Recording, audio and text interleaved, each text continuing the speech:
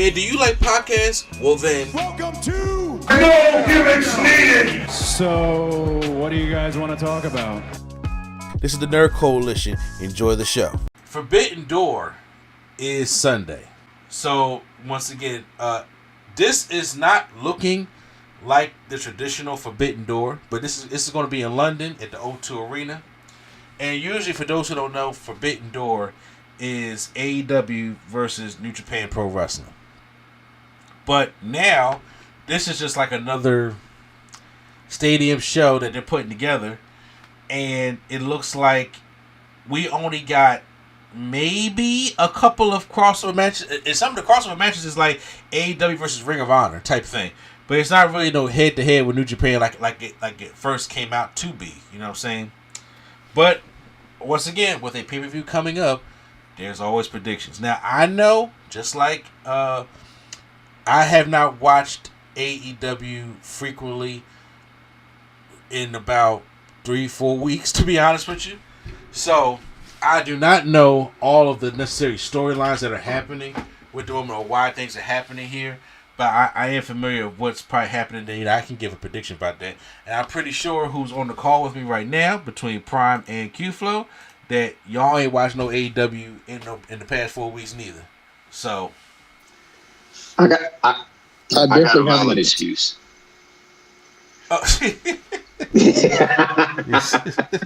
That is fair. I ain't even arguing with that. That is fair. But no, here, like I said, so in other words, I'm letting y'all know that we all are not caught up on AEW probably as we could be, to be honest with you. But I do know about the fallout between Hurt Syndicate and MJF. And okay, yeah, I know that. I know they pulled the trigger on Edge and Christian. Yes. And I know. That man, his name is Edge to me. I don't care. And I know Athena's been doing her thing. So there's that. Yeah, so you know that's all I got for you. Unfortunately, we got some things going on. Nigel McGuinness is back to wrestling, and Kyle Fletcher is the TNT champion because he beat Dustin Rhodes. And Dustin Rhodes got to get a double knee replacement, so speedy recovery to him. And we got Toni Storm versus Athena, which, oh man, I thought Athena they would have held out to All Out for this, but I guess they're gonna do it at Forbidden Door. So I figured we'd go do the predictions here. And here's my thing. Now, this is one thing I don't know of. They do have on this thing a lights out steel cage match. I'm like, is this the War Games match, like the Blood and Guts one, or are they really about to do a 10 fucking man hell to cell? I think it's just a regular steel cage match. That's okay. Well, I'll get to that in a minute. But okay, so let's just run down the card real quick here, shall we? Like Q-Flow said, Adam Copeland and Christian Cage team back up to take on Kip Sabian and Nick Wayne. This is part of the patriarchy. And since Christian Cage broke away from them and Edge has saved them, they are back temporarily, or they're just back as Edge and Christian.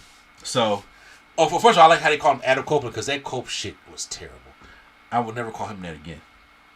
But, of course, I got Edge and Christian winning this matchup because I do believe the plan is for it All Out, them to have a match with FTR.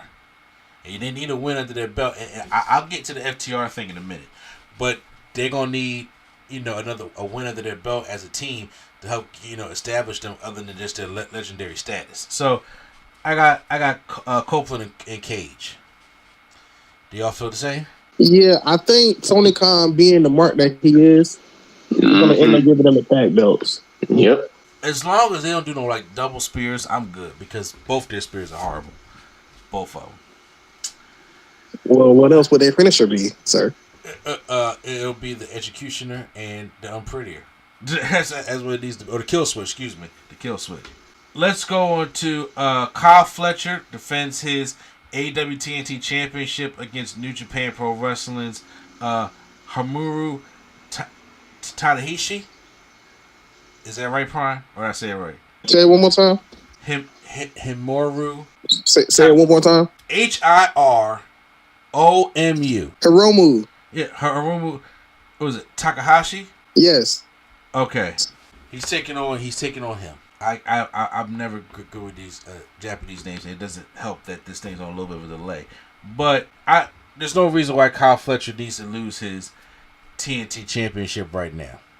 Would y'all agree? Yeah, I agree. Also, Takahashi is good. That's all I'm gonna say. You say he is what? He's good. Oh well, I know that. I just have trouble pronouncing these men's names because look, you recognize I still say Okada. I don't ever say his first name because I be having trouble. Kazuchika. Yeah, Kozichka. See, I be having trouble time saying it. I just be calling him Okada. So yeah, I have trouble with the names. Also, Primetime's favorite wrestler is defending the IWGP World Heavyweight Championship. Zack Sabre Jr. taking on Nigel McGuinness. Zack Sabre Jr. representing New Japan Pro Wrestling and Nigel McGuinness representing AEW. All right. That'll be funny. I'm going to say Zack Sabre wins because Nigel, I don't think they're going to give him a title. No, not at all. Because he won a fatal 4-way, I think it was, to win this matchup. And to win this opportunity. Ooh. Huh? I ain't gonna lie, this match gonna be slow. What you talking about, the Zack Sabre Jr. one? And Nigel McGuinness, the match gonna be slow. Well, I mean, first of all, they're probably gonna get about 20-something minutes, so they're probably gonna give a little time to work in the holes because Zack Sabre Jr. loves works slow, and Nigel in his old age works slower. So it's like this ain't gonna be no excitement. It's gonna be rest holds, arm bars, leg locks, arm bars, ankle locks, arm locks. It's just a bunch of locks and holds. I mean, that's all the shit you like. Next match, please. Okay. We got let's go here. A fatal 4-way match for the AEW TBS Championship. We have Mercedes Moné taking on Alex Windsor, taking on who is Persephone. Or is that Persephone from CMLL? You said it one more time. Is it Persephone from a CMLL? No, say the competitors again. Okay, Mercedes Moné, Alex Windsor. I think her name is Persephone, or is it's spelled like this: Persephone. And is this for the TBS championship? Yes. Or Mercedes is winning? But then there's a to be determined. We don't know who it's going to be. Probably find out on Wednesday who represents Stardom. So we got AEW, CMLL, and Stardom all being represented in this matchup. But yeah, I don't see Mercedes losing her belt at all. Not in this way anyway. I thought she would have been lost it to Athena, but it looks like Athena got bigger fish to fry. So I got Mercedes Moné winning also. There's no reason why she would lose her thing in Fatal 4-Way. God, I got better learn how to pronounce these names. I don't even know what the hell I'm talking about because I'm pretty sure that's. Then we got a singles match for the AEW Unified Championship. We got Okada taking on Swerve Strickland. This should be a good one. Even though Okada's full AEW now, he's not even with New Japan no more. But if he was represented, this will be a Forbidden Door match I would expect. And on any other day, I would love to see Swerve Strickland win something, but belt's not leaving Okada. Not right now, no time soon. That belt's not leaving Okada. Yeah, I got Okada. Now, I'm trying to determine, okay, let's go this way. Then we got a tag team match for the AEW World Tag Team Championships. It's the Hurt Syndicate taking on whoever the eliminated tournament winners is. Now, there is a match between FTR and Jet Speed, I think it is. And whoever wins that going to face the Hurt Syndicate. It's going to be FTR. Now, I don't know if any of y'all heard about something MVP was doing last week that I didn't get a chance to talk about, but MVP was getting some heat backstage because everybody said he don't like he does. Well, let me put this MVP thing. Okay. So people are mad because I don't know exactly the whole story, but to me it seems like MVP people are mad because he feels strongly about the Hurt business. Syndicate, yeah. Okay. I'm listening to you. I mean, I'm just gonna say I've seen you got Bobby Lashley and Shelton Benjamin, and I've seen them fighting people that's half their size, getting good offense on them. I'm just saying, I know it's wrestling, but you got Bobby Lashley, and he taking offense and like taking bumps from somebody that's like 5'5" and like 100 pounds, like Leo Rush size. Yeah. Like him and Action Andretti. So I'm saying, like, MVP, like, why would I want Bobby Lashley and Shelton Benjamin losing to them when they make them look like actual giants? Well, the core of the story is, first of all, MVP doesn't get along with Speedball Mike Bailey. Whatever the problem is with that, it's fine. They've been playing it up for like jokes, even when Speedball Mike Bailey was doing a vlog and MVP came into the camera and said, "Fuck you, Mike Bailey," and he said, "Fuck you, MVP." So, but MVP went to Tokai, said that he doesn't think Hurt Syndicate should be losing to like just be. They even said FTR. They was talking about putting over younger teams, or they even talking about putting over Private Party, which is one of the teams that they buried. When's the last time you see Private Party? Y'all know I'm a fan of Private Party. Ever since they won them tag team titles, and then they lost them to the Hurt Syndicate. I think one of them probably got injured. Say what? I think one of them got injured. Again? Because the last time that we saw them... I think so. I'm not sure. Or the last time I heard that they did anything was at House of Glory in March. So Private Party hasn't done very much anything. And I'm just like, okay, I understand that them being the older guys want to put over younger talent. But I'm like, the story here is that FTR needs to win this tournament. They need to win these tag team championships. And Edge and Christian...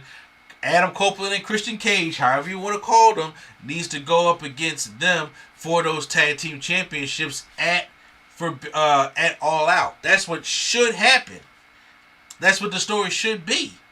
But apparently MVP doesn't want them losing to FTR or Just Speed or anything like that. I'm like, but it's not really what you say, it's what Tony Khan say. Well, I can see them losing to FTR because FTR is a crafty tag team and they're smart, so they will make smart decisions. But I agree with MVP in the sense that we shouldn't be losing to like the other teams. But FTR, they kind of big and thick and bulky, so it's not like, oh, we just putting over little people. But then again, what new young tag teams do they have in AEW that's like the size that can like? It's not always about size. You can have quickness of that, yes, but. Like I said, this is still Bobby Lashley and Shelton Benjamin. But I'm just saying, I don't think MVP cares about that opposed to certain of the pop. Like I say, they don't even want them to lose to FTR. And I'm like, why? Look, now FTR is the only exception I'll give them. If MVP ain't trying to lose to FTR, you gonna have to give that. You gonna have to give that creativity up. Exactly. FTR is crafty enough to find ways. Not to say that anybody else can find ways, but FTR is like a technical sound team that can like lock up Shelton or lock up Bobby, do 2-on-1, how Shelton come in and outsmart, like they can outsmart Hurt Syndicate. Yeah. Easily. And I'm just saying, like, the Hurt Syndicate can still be powerful. And once again, it was the same thing because MJF was supposed to have his Hurt Syndicate storyline for a lot longer, but somebody in the group that's not MVP, which we already know who it was, didn't want MJF for part of the group. So he's out. Like, behind the scenes stuff, that he's out. And we know it was Bobby. I mean, I necessarily don't think that. Why don't you think that? Because I'm like, all right. I'm just going to say, you mean to tell me that not as a storyline, as a real story, Bobby don't want MJF in the Hurt Syndicate and MJF gets a promotion and gets the world title? Spoiler alert. Yeah, I think Bobby Lashley is very sensitive and very protective of his group. And I think he wants his group to look a certain way. I'm just going to say, I think that part is a ruse because if my spoiler alert happens, I'm just going to say, I see the first opponent being said person in question. I mean, I agree with you, but it would also, that is probably about, it's like, I thought probably it was going to go a little bit longer. But once again, I can see, like, if the Hurt Syndicate loses, then when we talk about the supposed main event, I can see somebody winning and they do that match at All Out. Because that's like their, well, I can't say that there's SummerSlam because their SummerSlam is like double or nothing. So I can see that being the case. As of right now, I'm predicting that FTR are going to win the Eliminator Tournament and they're going to beat the Hurt Syndicate to become the new World Tag Team Champions so they can go up against Christian Cage and Adam Copeland. That's what I have down packed for that. Would you agree with that, or do you think that the Hurt Syndicate is going to hang on to him? If the Hurt Syndicate going against FTR, then yes. If another team wins that's not FTR, then Hurt Syndicate is retained.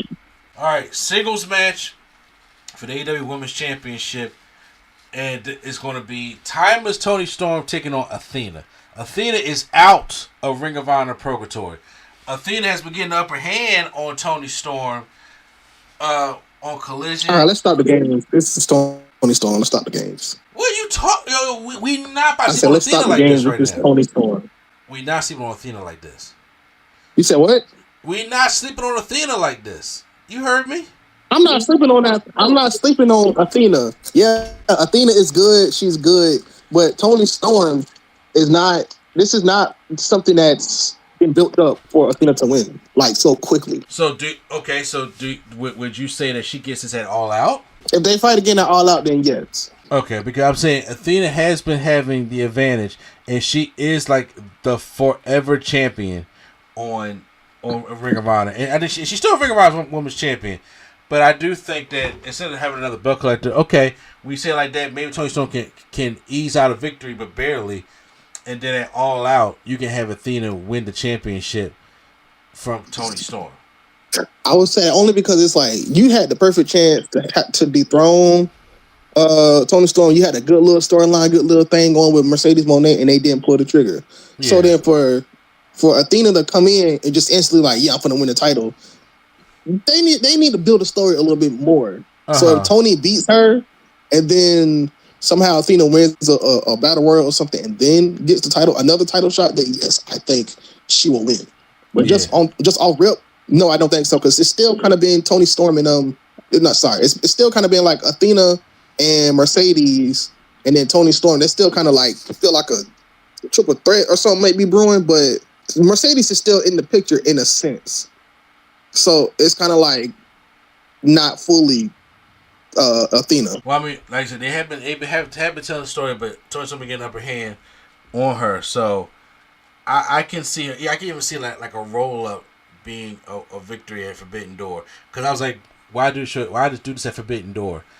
At All Out could be like a more of a place that Athena can get her big moment, because there's no way I'm not sitting here thinking like I'm not just going to beat Athena and then have her go back to Ring of Honor. Like, no, she needs to be out of Ring of Honor. She needs to be done with Ring of Honor, and she needs to be doing something a lot better. That's what she needs to be doing.